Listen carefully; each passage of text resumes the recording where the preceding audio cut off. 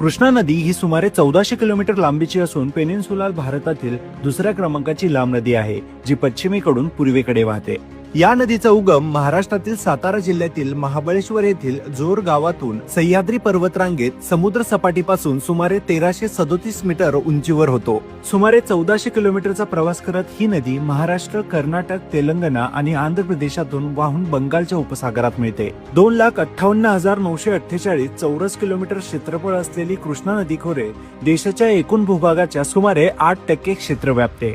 हे भारतातील 5वे सर्वात मोठे नदी खोरे आहे. या नदी खोऱ्याला भारताची तांदळाची कोटी असेही म्हटले जाते.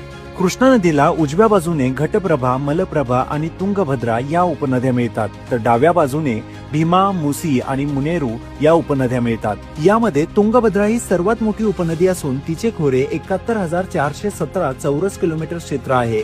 तर सर्वात लांब उपनदी म्हणजे भीमा नदी, जी सुमारे 861 किलोमीटर लांबीची आहे.